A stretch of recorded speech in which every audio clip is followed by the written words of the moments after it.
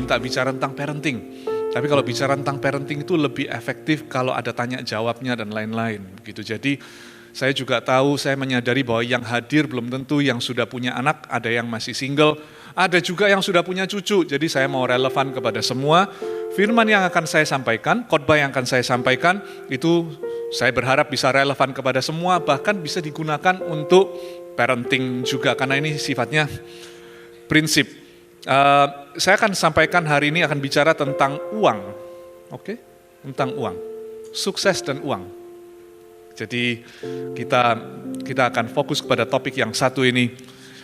Begini Bapak Ibu, ada satu cerita bilang begini, ada sesuatu ketika ada seorang ayah dan putranya dan cucunya lagi ada di suatu ruangan, lalu si ayah ini bilang sama anaknya, sama putranya, dia bilang begini, kamu mau tahu nggak anakmu lain kali kalau besar jadi apa? Kerja apa? Jadi, lalu dia bilang, mau Pak, mau.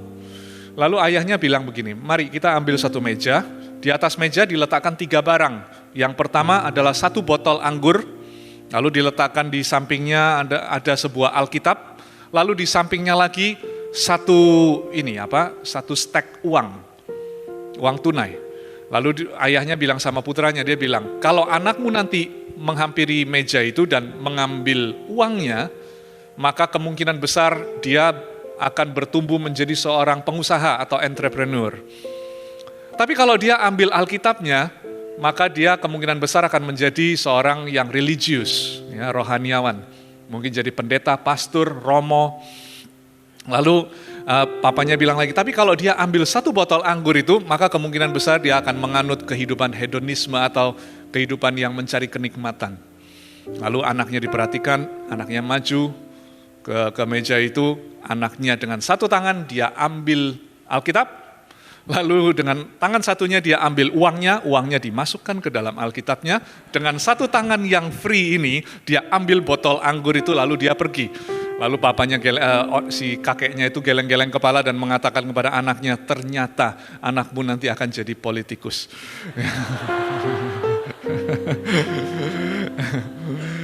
Saya nggak tahu cerita ini benar atau enggak, saya coba dengan anak saya pada saat itu dan beberapa keponakan saya waktu kita pergi rame-rame, tapi saya nggak benar-benar sediakan barang-barang itu. Saya tanya sama mereka, saya bilang, kalau saya sediakan 3 barang itu kalian ambil yang mana? Lalu mereka bilang, kita ambil uangnya, semua ambil uangnya. Lalu pintar mereka, dia bilang, setelah ambil uangnya, sebagian dari uangnya kita belikan Alkitab, katanya. Oh oke.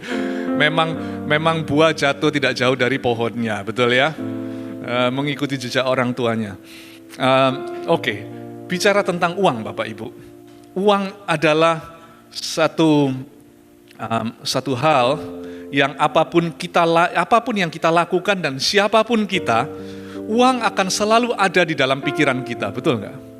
Baik Anda adalah seorang pendeta, gembala dari sebuah gereja, atau pengusaha apalagi, atau seorang karyawan profesional, atau ibu rumah tangga, atau bahkan anak-anak, uang selalu ada di dalam pikiran kita, selalu ada. Di New York, itu dulu ada satu orang bernama John Rockefeller. Saya tidak kenal, tapi saya suka sekali dengan namanya. Menurut saya nama dia bagus sekali. Ya, apalagi nama pertamanya. Jadi si John Rockefeller ini, dia pada saat itu adalah salah satu orang atau harusnya orang yang paling kaya di Amerika pada zaman itu. Anda bisa Google. Kekayaannya itu terakhir saya lihat, yang waktu saya cek, itu sekitar 1,5% dari seluruh kekayaan Amerika pada zaman itu. Anda bisa bayangkan nggak? Itu orang yang tinggal ada berapa juta orang. Tapi dia memiliki 1,5% dan dia memiliki begitu banyak aset dan properti dan dia raja properti. Kalau Anda pergi ke New York, Anda akan lihat ada satu gedung namanya The Rockefeller Center. Dan gedung PBB yang ada di sana, bukan pajak bumi dan bangunan, yang satunya itu gedungnya itu juga tanahnya milik dia, by the ocean, itu di tepi laut. Jadi ini orang kaya sekali Bapak Ibu. Anda tahu, kalau saya tahu di Jakarta ini standard of living-nya juga tinggi, tahu. Tapi di New York kayaknya lebih tinggi. Kita pernah pergi ke sana sekian tahun yang lalu, tahun 2008 mungkin. Saya masih ingat sama istri saya jalan ke sebuah tempat, lalu ada tempat parkir, parking lot ya, parking lot begitu. Lalu ada tulisan, pelangnya besar sekali, pelangnya itu tulis US 34.99, jadi $35 US, atau uang sini kurang lebih 500.000, untuk parkir di sana per setengah jam, ya, per half an hour. Kalau kita nonton harganya $20, 200.000, 2 jam parkirnya hampir 2 juta ya. Jadi begitu mahalnya standard of living. Saya bicara dengan beberapa orang di sana, mereka bilang kalau mau tinggal di sebuah apartemen biasa saja, orang harus berpenghasilan $20.000 US per bulan untuk bisa afford, untuk bisa mampu membiayai diri di sana. Jadi Anda bisa bayangkan dengan standard of living yang begitu tinggi, si orang ini adalah orang yang paling kaya di sana. Nah, dia diwawancara. Waktu diwawancara ditanya sama orang, sama reporternya, sama jurnalisnya ditanya. Ditanya begini, how much money is enough? Berapa banyak uang itu cukup? Lalu dia hening sejenak dan dia menjawab begini, oh just a little more katanya. Sedikit lagi katanya, sedikit lagi. Meskipun kita waktu dengar begitu kita merasa konyol ya, kita merasa konyol, tapi bukankah seringkali kita juga begitu? Kita sudah memiliki begitu banyak kalau dibandingkan beberapa orang, banyak orang sebetulnya. Kita tidak pernah harus khawatir tidur tuh melihat langit, betul nggak? Ada atap di atas kepala kita, kita makan nggak pernah minta-minta. Tapi kadang kita ditanya, berapa banyak lagi sih cukup? Jawabannya adalah sedikit lagi, sedikit lagi. Saya punya seorang teman, dia orang yang bekerja berhasil sekali di sebuah perusahaan internasional. Lalu dia datang ke saya, dia bilang begini, aduh anak-anak saya ini benar-benar tidak bisa diatur. Nakal sekali dan sulit diatur. Lalu saya tanya pada dia, nah menurut kamu jalan keluarnya apa? Dia bilang ya harusnya memang harus ada orang tua yang di rumah sih, jadi supaya anak-anak itu tidak diasuh oleh ini ya, caretaker, tapi diasuh oleh minimal salah satu orang tuanya yang lebih banyak memperhatikan. Terus saya bilang ya kenapa tidak, saya setuju saja dengan ini dengan apa yang kamu katakan. Lalu saya tanya apa yang menjadi kendala, karena saya tahu suaminya bekerja, dia sendiri juga bekerja. Lalu saya tanya apa yang menjadi kendala, terus dia bilang begini loh. Saya ini sedang mengumpulkan untuk beli 1 ruko lagi katanya. Karena padahal dia sudah punya banyak, punya office tower, punya apartemen, punya ruko, punya you name it, tanah, rumah, ya. Lalu dia bilang satu lagi, one more. Kembali lagi, meskipun kita berpikir, oh ini kedengarannya konyol sekali. Saya rasa kita semua, minimal saya guilty, oke? Terhadap hal yang sama. Dari waktu ke waktu kita tergoda untuk berpikir demikian juga. Sedikit lagi. Tidaklah salah untuk kita ini mengejar suatu karier, membangun suatu karier, mengejar suatu target. Oh, alangkah baiknya. Jangan sampai kalau ada, apalagi kalau jemaat di tempat ini. Hai anak-anak muda, jangan sampai Anda malas-malasan. Itu tidak mencerminkan karakter Kristus. Anda harus kerja benar-benar, kerja banting tulang. Bila perlu benar-benar banting tulang, kerja di pabrik daging gitu ya.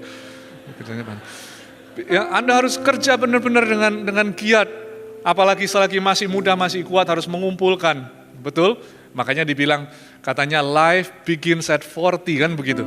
Hidup dimulai usia 40. Itu saya rasa orang-orang setengah baya menghibur diri itu gitu ngomongnya. Tapi, by the way, middle age setengah baya sudah dimundurkan ke umur 55, ya kan? Orang kan yang membuat peraturan, jadi mereka bisa ubah seenaknya, gitu.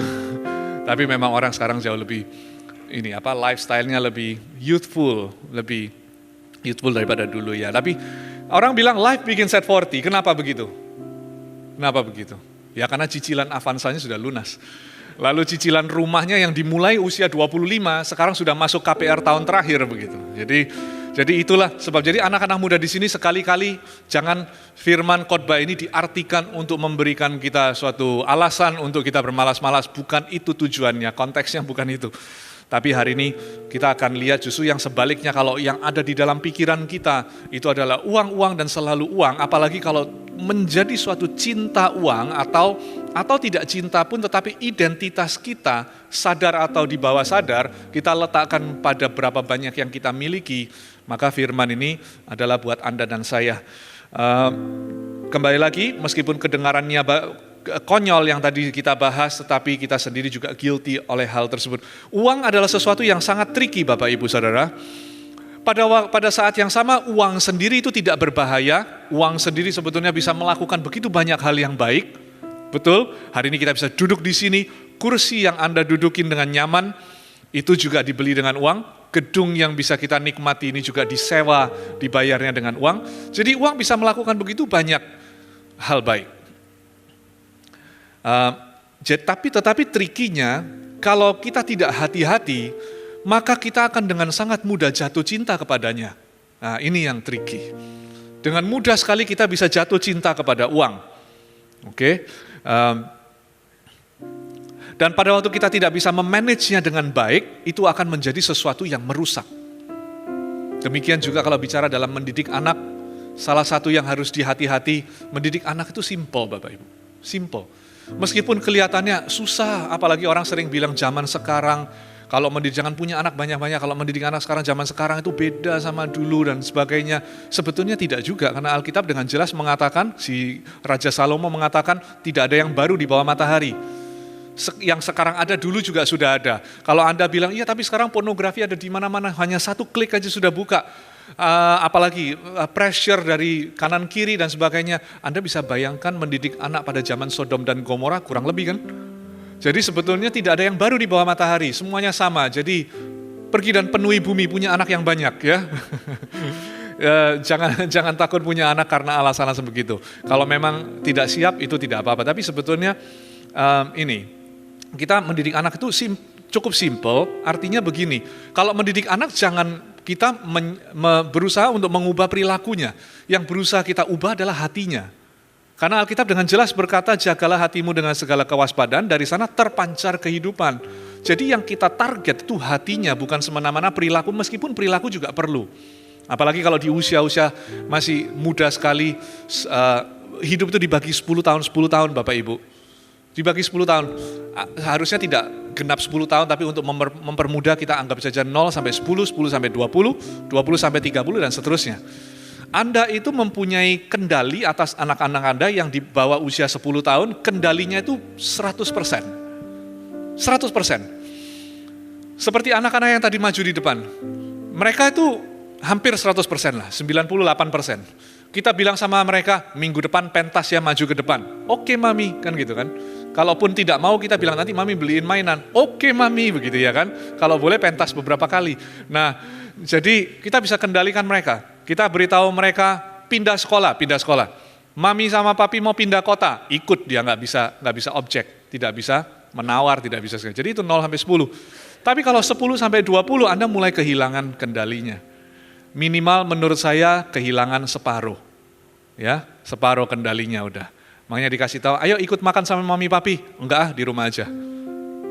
Ayo dong, kamu kok sekarang begini? Enggak, aku males. Tapi nanti setengah jam kemudian, Mi, boleh pergi sama teman-teman enggak gitu kan? Jadi beda. Kalau Anda ada di sini yang parenting teenagers, good luck ya. Teenagers itu adalah makhluk dari enggak tahu dari planet mana yang Tuhan kirimkan. Saya percaya bahwa Tuhan itu menciptakan remaja, anak-anak remaja itu untuk mencobai orang tuanya. Oke, tapi jangan khawatir. Kalau Anda kehilangan remaja, anak-anak remaja Anda ini, Anda selalu mikirkan kita itu kalau jadi orang tua. Kalau Anda yang belum punya anak, nggak apa-apa, lebih baik belajar di sini.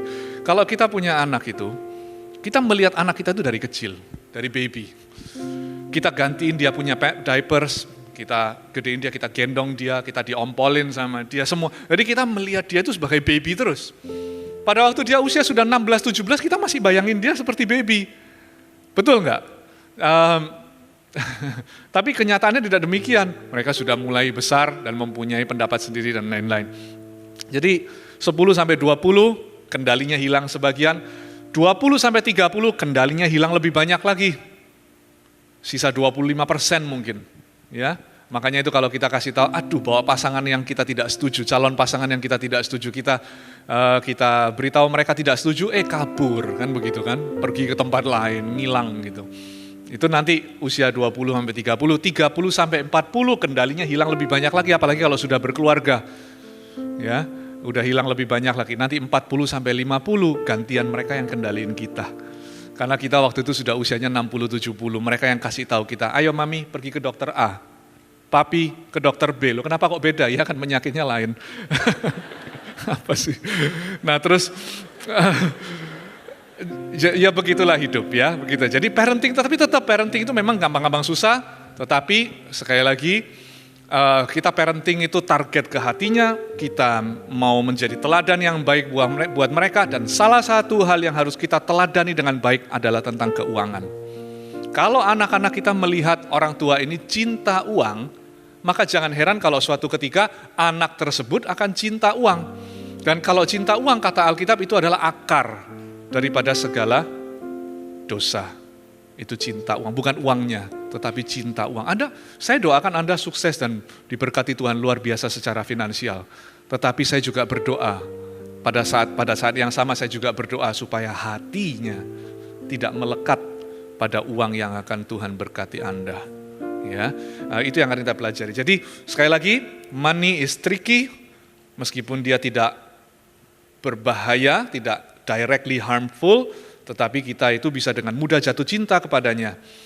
Nah, kita pertama-tama harus mengerti terlebih dahulu bahwa uang itu ternyata adalah hal yang rohani.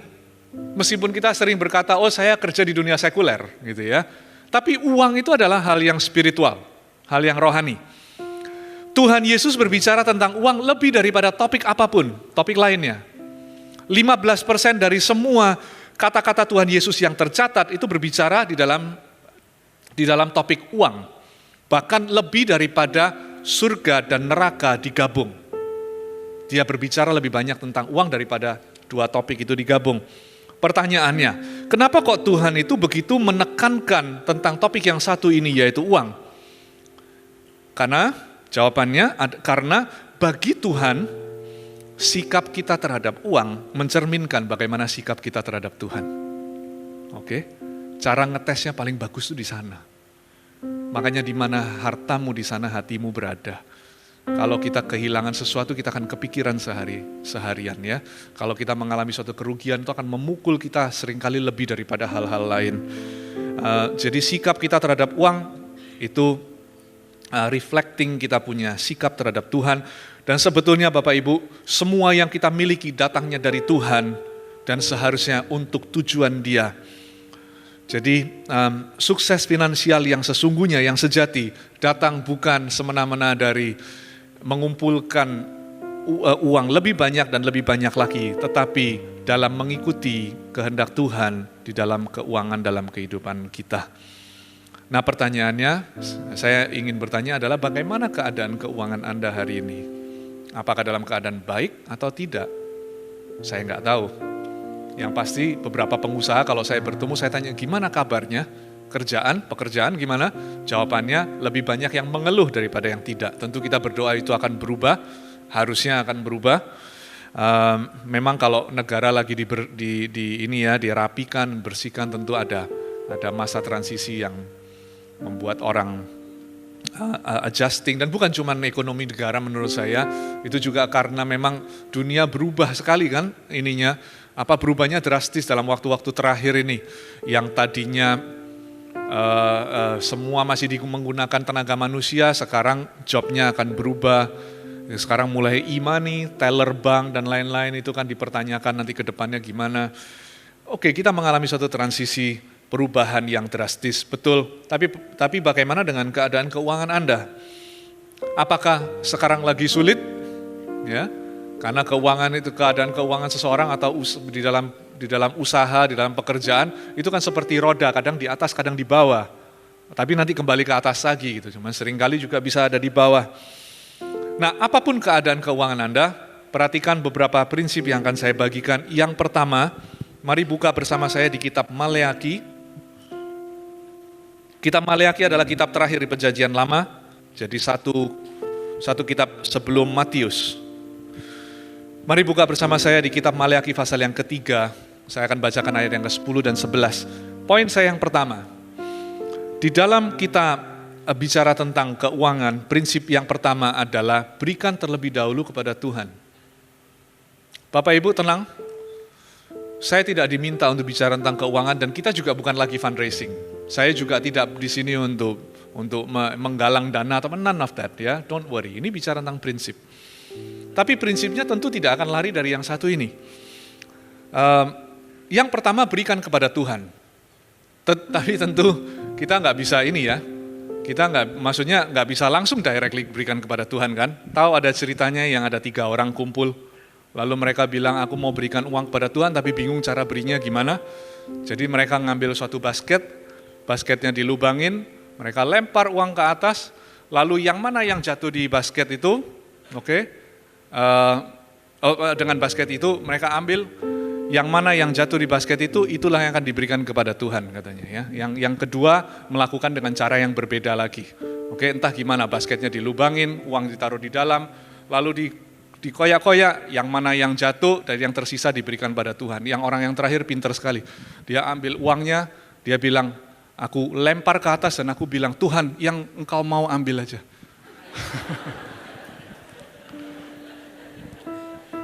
Lalu dia bilang yang tidak diambil sama Tuhan itu dia simpan katanya. Ini orang pintar sekali. Saya ingin tahu sekolahnya di mana.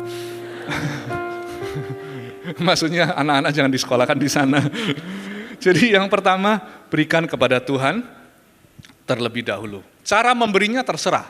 Mau beri ke gereja boleh, mau berikan ke orang miskin boleh, apapun terserah. Pokoknya mengerti bahwa satu bagian uang ini adalah aku dedikasikan kepada Tuhan dan pekerjaannya. Itu dulu.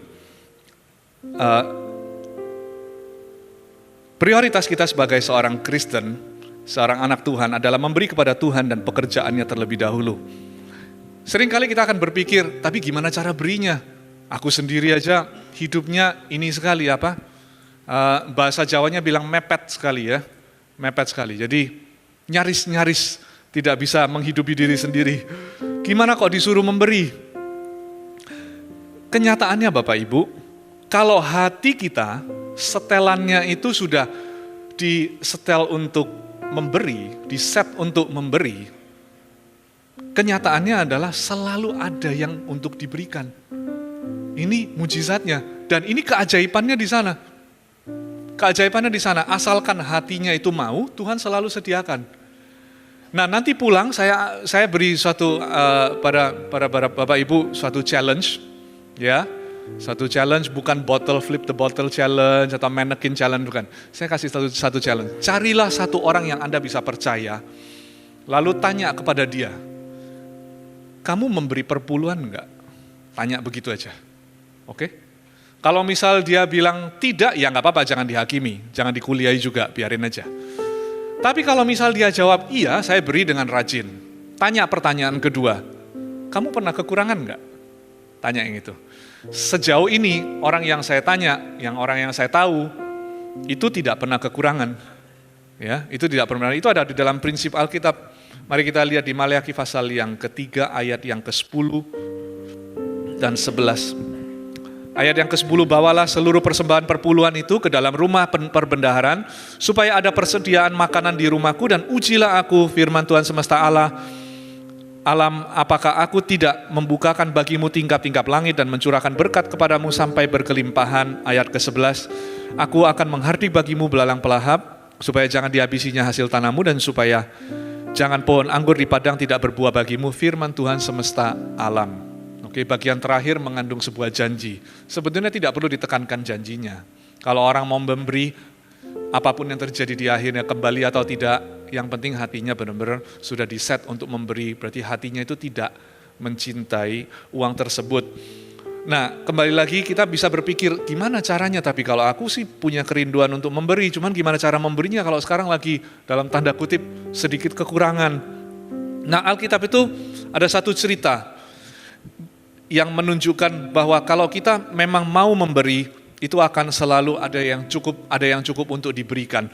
Mari buka bersama saya di kitab 1 Raja-Raja. 1 Raja-Raja itu di Perjanjian Lama. Kalau Anda bingung itu di mana, itu satu kitab sebelum 2 Raja-Raja.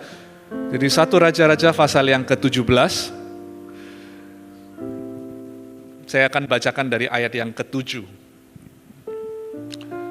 Perikop ini judulnya Elia dan janda di Sarfat. Tetapi sesudah beberapa waktu sungai itu menjadi kering sebab hujan tiada turun di negeri itu, maka datanglah firman Tuhan kepada Elia, bersiaplah pergi ke Sarfat yang termasuk wilayah Sidon, dan diamlah di sana. Ketahuilah aku telah memerintahkan seorang janda untuk memberi engkau makan. Sesudah itu ia bersiap pergi ke Sarfat. Setelah sampai di situ, setelah ia sampai ke pintu gerbang kota itu, tampaklah di sana seorang janda sedang mengumpulkan kayu api. Ia berseru kepada perempuan itu, katanya, cobalah ambil bagiku sedikit air dalam kendi supaya aku minum. Ketika perempuan itu pergi mengambilnya, ia berseru lagi, cobalah ambil juga bagiku sepotong roti. Perempuan itu menjawab, demi Tuhan Allahmu yang hidup, sesungguhnya tidak ada roti padaku sedikit pun, kecuali segenggam tepung dalam tempayan dan sedikit minyak dalam buli-buli. Dan sekarang aku sedang mengumpulkan 2-3 potong kayu api, kemudian aku mau pulang dan mengolahnya bagiku dan bagi anakku. Dan setelah kami memakannya, maka kami akan mati. Kasihan sekali ya. Tetapi Elia berkata kepadanya, janganlah takut, pulanglah, buatlah seperti yang kau katakan, tetapi buatlah terlebih dahulu bagiku sepotong roti bundar kecil daripadanya, dan bawalah kepadaku, kemudian barulah kau buat bagimu dan bagi anakmu. Sebab beginilah firman Tuhan Allah Israel, tepung dalam tempayan itu tidak akan habis, dan minyak dalam buli-buli itu tidak akan berkurang sampai pada waktu Tuhan memberi hujan ke atas muka bumi. Lalu pergilah perempuan itu dan berbuat seperti yang dikatakan Elia. Maka perempuan itu dan dia dan serta anak perempuan itu mendapat makan beberapa waktu lamanya. Tepung dalam tempayan itu tidak habis, minyak dalam buli-buli tidak berkurang, seperti firman Tuhan yang diucapkannya dengan perantara Elia. Jadi si janda ini mempunyai hati yang siap memberi meskipun dalam kondisi yang dia sendiri kekurangan. Karena kalau bicara kekurangan, kita selalu merasa kekurangan Bapak Ibu. Mana pernah kita merasa, cukup, hidupku berlimpah, ya kecuali kalau kita latih diri kita untuk banyak bersyukur ya. Tapi kalau enggak, ujung-ujungnya doanya adalah Tuhan tolong gitu ya kan. Tuhan berkati Tuhan, tolong tambahkan Tuhan, perlebar wilayahku Tuhan, dan sebagainya. Meskipun itu tidak salah, tidak ada doa yang maksudnya pada in general, pada umumnya doa itu tidak salah ya, asalkan keluar dari hati yang tulus. Nah, kita lihat di sini ada yang cukup untuk diberikan kalau kita mau memberikan. Memberi itu bukan cuma hanya memberi uang juga, memberikan waktu kita. Berikan waktu kita. Kadang kita sibuk luar biasa, betul bisa dimengerti, tetap harus jaga diri, self care, harus kesehatan juga diutamakan, orang-orang sekeliling, orang tua semua juga harus diperhatikan. Tapi jangan lupa juga kita juga memberikan hidup kita, waktu kita juga kepada Tuhan. Saya beri satu cerita lagi ya. Ada satu orang yang kaya raya, bernama Robert Gilmore. Dia lahir tahun 1888, meninggal tahun 1969. Dia adalah seorang Christian industrialist. Dia kerja di bidang alat berat. Lalu dia mendedikasikan hidupnya untuk menjadi bisnismen buat Tuhan. Dia sangat berhasil. Dia mendesain dan mendevelop. Dia punya alat-alat berat untuk memindahkan tanah dan lain-lain pada zaman itu. Dan dia sudah menghakpatenkan lebih daripada 300 ciptaannya dia. Jadi Anda bisa bayangkan, kalau kita mempunyai satu ciptaan yang kita hakpaten dan dipakai oleh orang aja, orang itu harus membayar kita royalti untuk sekian tahun. Betul? Kalau kita naik pesawat, kita melihat di sayapnya ada tekukan di ujungnya, pernah perhatikan itu? Ya, bukankah itu ada hak ciptanya dipegang oleh mantan presiden kita ya, Presiden Habibie ya. Jadi itu bicara tentang hak cipta begitu. Ini orang punya 300 lebih. Dan dia sangat berhasil. Nah, pada satu titik dia memberikan kepada pekerjaan Tuhan sampai 90% dari income-nya. Wow. Jangan khawatir Bapak Ibu, saya tidak mungkin minta Anda memberikan 90% ya. Saya tahu di sini kapasitasnya bisa sampai 95 minim. Dia memberikan 90% dari income-nya kepada pekerjaan Tuhan. Dia punya satu quote yang bagus, kutipan dia bilang begini, I shuffle out money, saya sekop uang keluar, and God shuffles it back. Dan Tuhan menyekopnya kembali, dan Tuhan memiliki sekop yang lebih besar katanya. God has a bigger shovel. Anda dan saya mungkin berpikir, aku juga bisa kalau memberikan 90% kalau memang penghasilanku 20 kali lipat. Betul, kalau dulu penghasilanku 10 juta satu bulan, tentu nggak bisa kalau kita berikan 9 juta per bulan. Tapi kalau penghasilanku katakan 200 juta per bulan, maka 90%-nya aku berikan 180 juta, oke lah. Masih ada sisa 20 juta, jauh lebih baik daripada yang sekarang aku ada. Mungkin kita bisa berpikir begitu. Namun si Robert Gilmore ini ternyata telah mempunyai suatu kebiasaan untuk memberi dari waktu dia, sebelum dia menjadi multimillionaire zaman itu, dia sudah mempunyai suatu target untuk memberi. Jadi bukan bicara apa, bicara tentang persentasi dalam pemberian kita untuk pekerjaan Tuhan, baik di gereja maupun di luar gereja. Berapapun yang kita sekarang berikan kepada Tuhan atau kita komitmen untuk berikan, buatlah suatu lifelong plan, ya, suatu planning jangka panjang untuk lebih murah hati lagi memberikan kepada pekerjaan-pekerjaan tersebut, pekerjaan Tuhan. Kalau kita diberikan kesempatan demi kesempatan, itu adalah prinsip nomor 1, berikan pada Tuhan terlebih dahulu supaya hati kita tidak melekat di dalamnya. Oke, yang kedua, prinsip yang kedua, belajarlah menabung. Belajarlah menabung. Buka bersama saya di kitab Amsal pasal yang ke-13. Saya akan bacakan dari ayat yang ke-11. Amsal pasal yang ke-13 ayat yang ke-11.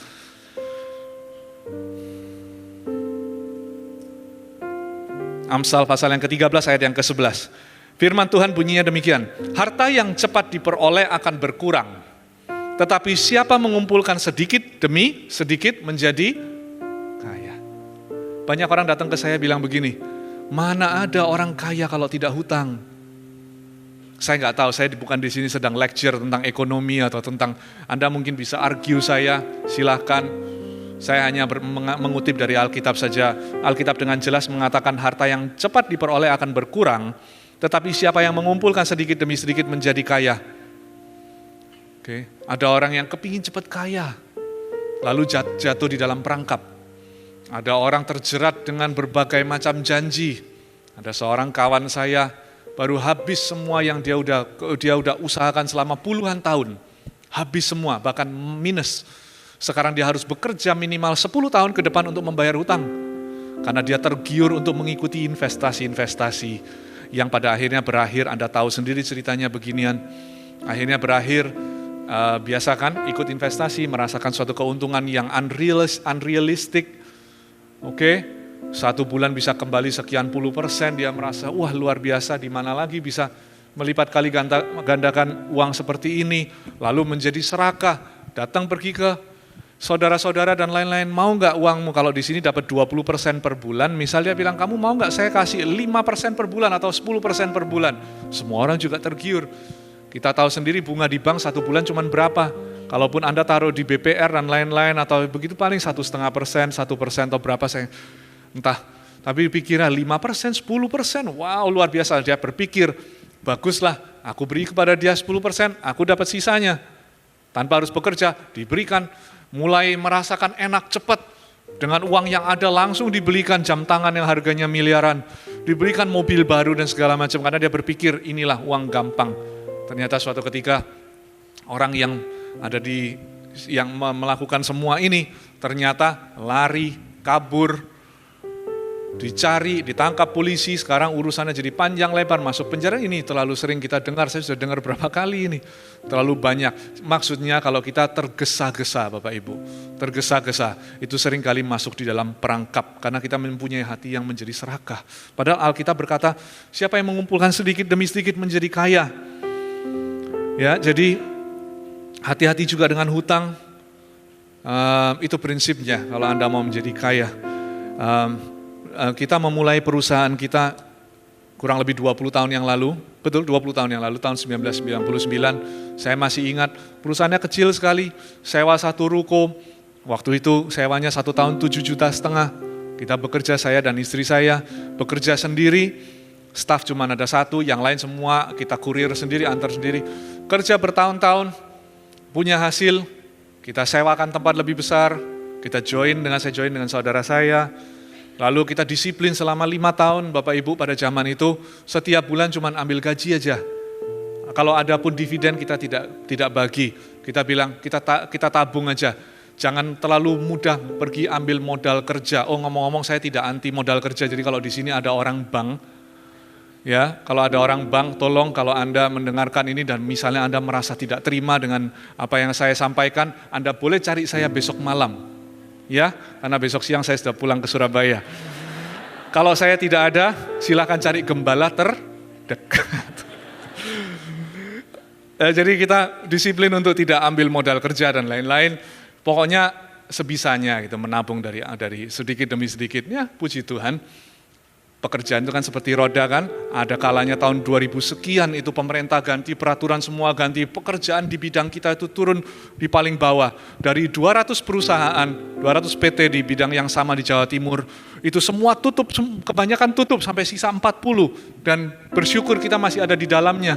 Kenapa? Memang survive sih, memang berat waktu itu. Saya masih ingat, itu berat sekali. Bayar karyawan setiap bulan harus kita hitung baik-baik, tidak ada lebihnya. Kita sendiri hidup dengan gaji saja. Memang bisa begitu, tetapi paling tidak kita masih bertahan. Yang lain sudah pada tutup semua, tidak kuat membayar interestnya, bunga dan lain-lain. Jadi kita tabung sedikit demi sedikit. Ya, itu prinsipnya. Yang kedua adalah menabunglah. Oke, menabunglah. Kalau yang hemat pangkal kaya itu tidak terlalu pas kalau dengan prinsip Alkitab. Justru Alkitab mengatakan kalau kita memberi, kita meletakkan bara di atas kepala orang, ya kan? Lalu kita itu selalu give and it will come back to you, katanya itu kan ada ayatnya. With a good measure, shake down, press together, it will overflow. Itu memang benar. Tapi kalau bicara tentang kita ini menabung, itu tentunya selalu baik. Itu prinsip yang kedua. Prinsip yang ketiga adalah hiduplah bebas dari hutang. Prinsip-prinsip yang simple, yang Anda bisa ajarkan pada anak-anak Anda. Hiduplah bebas dari hutang dan gunakan uangmu ya untuk hal-hal yang kau butuhkan lebih daripada untuk hal-hal yang kau inginkan. Bedakan kebutuhan dan keinginan. Oke, bedakan kebutuhan dan keinginan. Hati-hati dengan hutang, Bapak Ibu. Buka bersama saya ini ayat terakhir yang akan kita lihat. Ada di Amsal pasal yang ke-22 ayat yang ke-7. Amsal pasal yang ke-22 ayat yang ke-7. Firman Tuhan bunyinya demikian. Orang kaya menguasai orang miskin. Yang berhutang menjadi apa? Budak dari yang menghutangi. Saya ditelepon oleh seorang teman. Dia bilang begini, tolong dibantu koko saya katanya, kakak saya, tolong dibantu. Saya bilang dibantu gimana? Dia sekarang lagi kabur sama satu keluarga, anak 3 dibawa kemana-mana, pindah dari kos-kosan ke kos-kosan. Saya tanya kenapa kok harus kabur? Dia bilang karena terlilit hutang. Hutang apa? Hutang kredit card. Berapa emang jumlahnya? 400 juta, banyak sekali. Hutang kredit card sampai 400 juta. Jangan memiliki kebiasaan untuk berhutang Bapak Ibu. Ya. Jangan tergiur dengan cicilan-cicilan, jangan tergiur dengan poin, percayalah Anda spend 50-100 juta, poinnya paling cuma 500.000. Ya, nanti dapat panci atau dapat blender atau dapat tiket ke Bali, tapi jumlahnya Anda harus spend ratusan juta untuk mendapatkan hal tersebut. Oke, lain mungkin kalau dengan e-money ya, itu kan langsung hilang. Tapi kalau kredit card, just be careful aja. Jangan terlilit hutang. Hutang yang paling simpel ya kredit card. Kemarin ada orang datang ke saya, stres luar biasa. Dia bilang, saya bekerja dengan orang tua saya. Lalu saya tanya, kenapa? Dia bilang, saya nggak bisa tidur, saya stres, saya depresi luar biasa. Saya tanya, kenapa? Dia bilang, karena saya merasa bersalah. Saya mau ngaku sama papa saya nggak berani. Lo ngaku apa? Begini, mereka kerja toko spare part, lalu dia kerja di dalamnya, dia bilang, dia menagih pelanggan-pelanggan dari luar pulau dan uangnya itu sama dia disuruh transfer ke rekening dia pribadi, bukan ke rekening toko. Jadi sama dia digunakanlah sampai berapa ratus juta dan sekarang dia tidak tahu bagaimana cara mengembalikannya. Dan dia merasa bersalah. Tapi dia juga bingung dari mana uangnya untuk mengembalikan. Maka dengan cerdasnya dia sekarang main forex. Saya juga nggak tahu. Sekali lagi kalau di sini ada yang menjalankan forex, saya juga nggak mau berkomentar tentang hal tersebut. Bisa saja orang bisa make money di area itu, tapi juga bisa hilang kan. Jadi saya nggak tahu apakah itu bijaksana Anda yang menjadi hakimnya saja untuk menilai. Tapi itu yang dia lakukan. Jangan terlalu, saya tanya, kenapa kamu harus ini, kenapa kamu harus menggunakan uang begitu banyak? Lalu dia dengan jujur sih, bagusnya dia jujur, dia bilang, karena memang saya itu boros Pak, katanya. Boros, saya suka beli hal-hal yang saya inginkan. Saya boros. Jangan jadi boros ya. Lalu saya kasih dia satu terapi dalam tanda kutip, terapinya saya suruh dia setiap minggu 1 sampai 2 kali pergi ke panti asuhan. Saya bilang sama dia, bawa beberapa kotak susu, pergi ke panti asuhan, spend waktu sama mereka, doakan mereka, itu kamu lakukan setiap minggu. Kenapa? Karena saya bilang sama dia, belajar untuk melihat ke bawah, jangan lihat ke atas. Makanya Alkitab dengan jelas berkata, lebih baik pergi ke rumah duka daripada pergi ke rumah pesta. Kalau ke rumah duka kita jadi sadar, aduh hidup itu sekali ya, singkat sekali ya. Oh, sia-sia semuanya. Lalu minggu depannya check up, kan gitu kan biasanya begitu. Lalu kita belajar mulai menyadari, oh betapa pendek, betapa singkatnya waktu hidup kita dan lain-lain. Tapi kalau pergi ke rumah pesta, kita akan bingung lihat tentu tasnya mahal, sepatunya bling-bling, mobilnya dan lain-lain. Maka kita tergoda kapan waktu kita naik mobil kita rasanya nggak enak semua, sebel. Lalu hatinya tidak puas, komplain sama Tuhan. Apa Tuhan? Sudah kerja, sudah kasih perpuluhan, sudah melayani Tuhan, sudah setia sama Tuhan. Tapi lihat naik mobil ini sudah 5 tahun mobilnya sudah nggak enak. Ya, itu karena kita lupa ngelihat bawah. Kalau kita lihat bawah kita akan sadar. Ya, kadang-kadang bisa lihat orang naik sepeda motor, entah kalau di Jakarta gimana. Kalau di Surabaya saya sering lihat orang naik sepeda motor, ayahnya, lalu anaknya di depan yang satu, lalu istrinya di belakang, gendong baby, dan di antara ayah dan ibu itu ada satu anak, biasanya anak kedua, kasihan itu. Anak tengah itu paling kasihan. Anak yang pertama di depan masihan pegangan gitu ya kan, yang baby ya digendong, yang tengah di sandwich di tengah-tengah gitu ya. Jadi berbahagialah Anda kalau Anda itu anak tengah. Ya, itu 5 orang naik sepeda motor, setiap kali melihat begitu saya bilang, how can I complain? Gimana caranya kita komplain? Oke, mobil kita nggak sempurna atau kita naik sepeda motor, gimana caranya kita komplain? Mungkin di Jakarta nggak kayak gitu ya. Jakarta minim mungkin bisa 6 orang, 7 orang, lebih parah maksudnya. Kita nggak bisa komplain Bapak Ibu. Kalau Anda punya mobil bagus, bersyukur. Kalau Anda mobil yang kurang bagus, bersyukur Anda nggak naik motor. Kalau Anda naik motor, bersyukur nggak naik sepeda. Kalau naik sepeda, bersyukur nggak perlu jalan kaki, betul? Kalau jalan kaki bersyukur kaki masih bisa dipakai, betul? Kalau kaki nggak bisa jalan ya bersyukur masih bisa nafas, masih bisa melihat. Kalau nggak bisa nafas ya berarti ya bersyukur sudah masuk surga kan? Sudah pulang kembali ke rumah, sudah pulang kembali ke rumah Bapa, semuanya sudah lengkap di sana. Jadi bedakan antara kebutuhan dan keinginan, jangan cepat-cepat ke arah keinginan. Saya ditelepon sama ini orang kredit card dia telepon, halo selamat siang Pak saya mau ini melihat rekod Bapak cukup baik. Oh by the way kredit card saya cuma ada satu ya, saya cuma punya satu kredit card yang ada logo maskapai penerbangannya di ujung. Karena itu kita harus punya satu. Maksudnya yang pertama kita harus punya satu kredit card lah. Karena kalau kita masuk hotel juga mereka minta jaminan apa segala macam. Oke, punya satu yang ada logonya maskapai penerbangan karena memang saya cukup sering terbang dan itu mempermudah check-in, mempermudah bawa baggage lebih banyak, lebih berat dan lain-lain. Oke, punya satu. Lalu dia bilang, saya lihat pembayarannya bagus, tidak pernah terlambat. Ya gimana terlambat? Auto debit. Lalu kalau terlambat berarti banknya yang error. Nah, terus dia bilang, kami bermaksud untuk menawarkan limit yang diperbesar. Saya bilang sama dia, gini Mbak, bisa nggak kalau limitnya diperkecil aja? Halo, ditutup teleponnya. Jangan banyak-banyak ya limitnya, tidak perlu.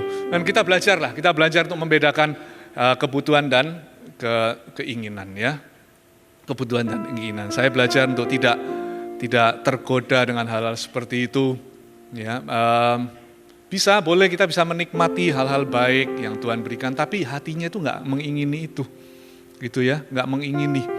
Dalam arti begini, misalnya celana jeans yang saya pakai, saya juga nggak tahu ini jeans sudah berapa tahun, Ini kayaknya jeansnya Uniqlo atau apa sih, sudah pakai berapa tahun. Selama masih fit, jeans itu kan nggak ada tua ya, semakin tua orang bilang, oh ini baru beli, kan gitu kan, soalnya modelnya semacam-macam. Saya masih nunggu kapan sobeknya ini. Karena kan modelnya sobek-sobek semua gitu. Oke, jas ini juga saya paling suka, karena kalau dimasukkan koper, nggak lecek. Oke, just handphone dipakai sebisanya. Kalau sudah baterainya mulai ngedrop luar biasa, begitu kita bersyukur kan, ya sering mati nggak ada yang cari kan gitu. Oke, anyway, I think kalian get the idea. Yang pertama tadi berikan pada Tuhan terlebih dahulu, yang kedua adalah belajarlah menabung, yang ketiga hiduplah bebas dari hutang, bedakan keinginan dan kebutuhan, ajarkan itu pada anak-anak Anda. Ya, yang terakhir saya beri satu contoh sebagai kesimpulan, ini adalah contoh pribadi Bapak Ibu. Tentang bagaimana saya berdoa, pulang dari tempat ini semua kita menjadi sangat amat kaya raya.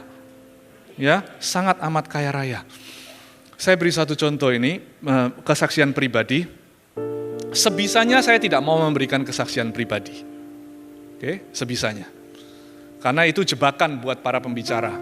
Kalau tidak hati-hati kita mencuri kemuliaan. Kalau tidak hati-hati kita terbawa tanpa sadar bicara tentang diri sendiri. Padahal tugas kita itu mengarahkan jemaat untuk melihat Kristus. Tapi saya tahu ini kejadian sudah sekian tahun yang lalu dan saya menyampaikan karena ada kesimpulan akhir yang ingin saya ajarkan. Billy Graham itu mengatakan bahwa menjadi kaya itu simple, menjadi kaya itu gampang. Menjadi kaya itu definisinya adalah mampu hidup tanpa hal-hal yang kita inginkan. Udah langsung definisinya kaya itu. Being rich is being able to live without the things you want. Kalau the things you need, jangan khawatir, itu ada. Makanya Daud dengan jelas berkata, Tuhan adalah gembalaku, aku tak akan kekurangan. Tapi kalau bahasa Inggris bilang, bahasa Inggrisnya ada dua versi. The Lord is my shepherd, I shall not be in want. Maksudnya saya tidak akan berkeinginan. Atau satunya dia bilang, the Lord is my shepherd, I have all that I need. Ya kan, ada dua bagian. Jadi ternyata dia bilang, Tuhan adalah gembalaku, aku sudah memiliki semua yang aku butuhkan. Satunya dia bilang, Tuhan adalah gembalaku, aku nggak ingin apa-apa lagi. Memang kebutuhan itu pasti Tuhan cukupi. Makanya Alkitab berkata, barang siapa yang meminta roti nggak mungkin diberi batu sama Tuhan. Tuhan itu tahu apa yang kita butuhkan. Jadi kembali lagi definisinya adalah menjadi kaya itu adalah mampu untuk hidup tanpa hal-hal yang kita inginkan. Tahun 2008 Bapak Ibu, saya pergi ke showroom mobil bekas punya teman saya. Oke, itu pencobaan. Kalau Anda mau tahu pencobaan itu seperti apa, yaitu showroom mobil bekas itu. Paling enggak buat saya begitu. Buat Anda mungkin lain lagi. Jadi saya pergi ke showroom mobil bekas, saya lihat pada saat itu masih tren mobil double cabin baru keluarnya tahun-tahun itu. Mobil double cabin besar, saya suka mobil yang besar-besar ya. Saya suka mobil besar aja, saya nggak suka mobil kecil. Mobil ini bagus sekali, besar, hitam, ya. Di belakangnya sudah ada carry boy-nya, saya bayangin waktu itu anak saya masih kecil yang pertama, saya bayangin, wah ini kalau dibawa pergi ke gunung, bisa camping di belakang, nih, seru nih. Saya bayangkan, si teman saya datang ke saya terus bilang begini, suka ya? Nah, oke. Makanya kalau ada kayak gitu lain kali langsung ditengking aja. Itu kesalahan saya yang pertama. Saya nggak langsung bilang, hai engkau-nya gitu ya. Tapi saya ikutin bisikannya. Dia bilang begini, kalau suka bawa aja dulu. Pinter ya, orang marketing itu kalau di surga lain kali rumahnya paling di ujung. Beneran, menjatuhkan banyak orang soalnya. Anda tahu kenapa rumahnya di ujung? Karena saya kalau mati masuk surga, saya mau apply jadi city planner. Ya, jadi city planner ya, nanti semua marketing saya taruh di ujung. Ujung banget, paling ujung. Ya. Dia bilang, suka ya, bawa aja pulang. Ya. Saya bilang, beneran? Dia bilang, iya bawa aja. Oke, saya bawa pulang. Padahal waktu itu saya dan istri saya punya mobil yang sudah cukup. Saya punya satu Toyota Kijang Innova yang meskipun sudah beberapa tahun, tapi setia. Setia dari awal. Istri saya punya mobil Honda Jazz kecil yang dia pakai untuk pergi kerja. Cukup sebetulnya. Nggak perlu ini, nggak perlu cari perkara, ya kan? Tapi karena mengingini itu sebetulnya juga tidak salah. Tapi saya mengingini. Dia bilang bawa pulang. Saya bawa pulang, kita tinggal di apartemen. Saya bawa pulang ke rumah orang tua saya. Saya parkir di depan rumah. Saya duduk di seberang trotoar, di seberang rumah itu. Dan saya liatin dan saya bayangkan. Wah, bayangkan kalau naik mobil itu, pergi keluar kota, alangkah enaknya. Nanti saya giniin, saya gituin, saya tambahin ini, saya tambahin itu. Pulang ke rumah, jadi kepikiran. Kepikiran apa? Kepikiran gimana cara bayarnya, kan gitu kan.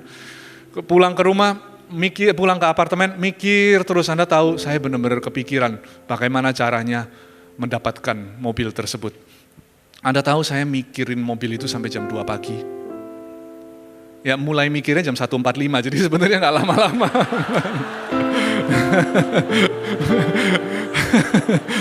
Ya kan pulangnya malam, jadi saya pikirin mobil itu gimana cara belinya. Lalu sambil mikirin itu, tiba-tiba ada satu suara yang saya entahlah, pokoknya yang sesuatu yang baik saya anggap itu dari Tuhan. Tapi suara ini, suara hati saya sendiri, suara keluar dari hati bilang begini, kamu kok pusing-pusing kenapa kok pusing amat untuk memikirkan bagaimana mendapatkan mobil itu? Gini aja, mobil Toyota Innova-nya itu dijual aja, kasihin Tuhan. Ya. Anda tahu, waktu saya dengar begitu, rasanya itu damai dan dingin sekali. Memang pas AC-nya kena saya, tapi tetap rasanya itu enak dan dingin sekali. Saya bilang, betul, itulah jawabannya. Saya bisa hidup tanpa hal-hal yang saya inginkan dan saya tidak perlu hal-hal itu kok. Saya bilang, setiap hari saya ada fasilitas antar jemput dari kantor, saya bisa gunakan itu. Kalau pulang kerja juga, saya bisa sama istri saya naik mobil dia, kalau mau pergi ke sana sini. Jadi saya bilang, baiklah, keesokan harinya, nantinya pagi itu, hal pertama yang saya lakukan adalah saya kembalikan mobil itu, oke, dan tentunya dari jauh saya tengking-tengking teman saya itu. Setelah itu kita saya jual Toyota Innova-nya. Cepat sekali, hari yang sama ada yang beli, karena memang ada teman yang memang suka mobil saya dan sudah titip-titip, kalau kamu jual bilang ya. Terus saya beritahu dia langsung mau, dia beli, karena mobil dia manual, dia mau ganti yang matic, dia beli mobil saya. Setelah itu 1-2 hari kemudian saya naik mobil istri saya bawa ke gereja. Anda mesti mengerti ya, saya cerita begini, Alkitab jelas mengajarkan tangan kanan memberi, tangan kiri jangan tahu.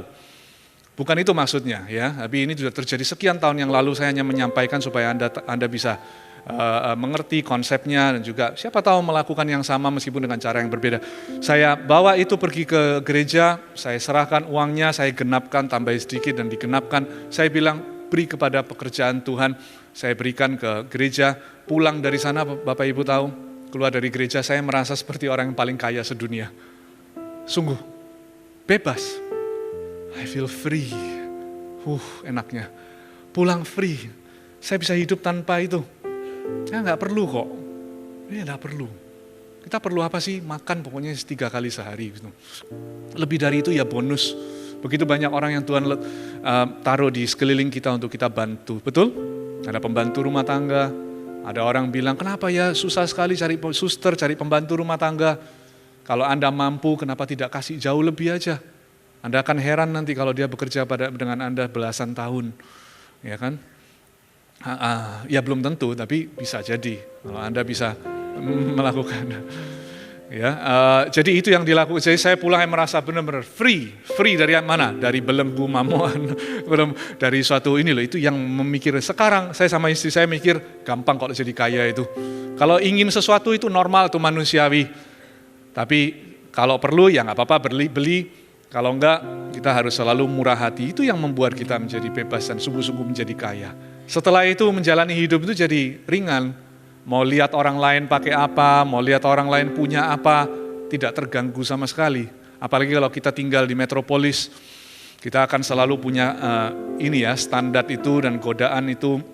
Dan kita selalu tanpa sadar, kita menilai, kita punya self-worth atau nilai pribadi dari materi yang kita miliki, padahal itu hal yang paling murah. Amin Bapak Ibu Saudara, saya berdoa Anda bisa belajar ini, ajarkan kepada anak-anak untuk tidak cinta uang dari waktu kecil. Kalau mereka, apalagi kalau masuk remaja, mereka akan branded minded, mereka akan lihat temanku beli ini, temanku beli itu. Ya, oke, nggak apa-apa yang bisa turutin, karena namanya juga masih anak-anak, tapi sambil diberi value, diberi yang lebih penting daripada lecture atau value adalah kita beri teladan bahwa kita sendiri juga pendekatan kita dan approach kita dan pengertian kita tentang keuangan itu sehat seperti apa yang firman Tuhan ajarkan. Dengan demikian saya yakin kita semua akan diberkati Tuhan. Justru tahu ya, kalau hati ini sudah berubah, Tuhan itu akan lebih bisa mempercayai kita lagi dengan banyak hal yang lainnya, amin. Cuma saya tidak mau khotbahkan bonus-bonus dan apapun yang kita alami, karena poinnya bukan di sana, poinnya itu di hatinya dulu. Yang lainnya itu semua terserah Tuhan gimana cara dia menambahkannya, amin. Bapak Ibu.